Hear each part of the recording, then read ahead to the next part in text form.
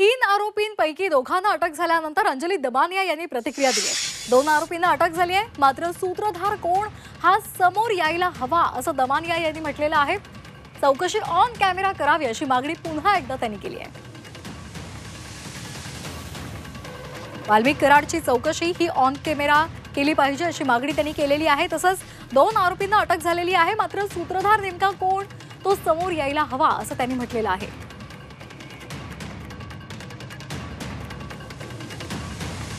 तीनपैकी दोन आरोपींना आता अटक झाली असं ऐकलंय आणि बरं वाटलं आता ते ऐकून, कारण निदान आता चौकशीला वेग तरी येईल। कारण सुदर्शन घुले हे त्यातले प्रमुख सूत्रधार होते असं म्हटलं जातंय, पण त्यांच्यावर कोण होतं आणि कोण कोण होतं हे सगळी आता माहिती लवकरच बाहेर येईल।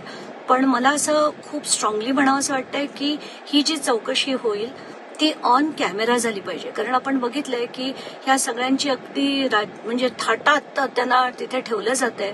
आधी ती बेड्स जी पोलीस स्टेशनमध्ये आणण्यात आली होती, नवीन बेड्स, तर असं सांगण्यात आलं की ते अधिकाऱ्यांसाठी होती। तर पोलीस अधिकारी काही पोलीस स्टेशनमध्ये झोपायला नक्कीच येत नाहीत, ते आपापल्या घरी जातात। तर कुठे हे सगळं जर बाहेर काढायचं असलं तर आत्ताच्या घटकेला आपल्याला पहिली मागणी अशी की सीसीटीव्ही कॅमेराज तिथे असले पाहिजेत आणि दुसरी मागणी ही की हे सगळी चौकशी ऑन कॅमेरा झाली।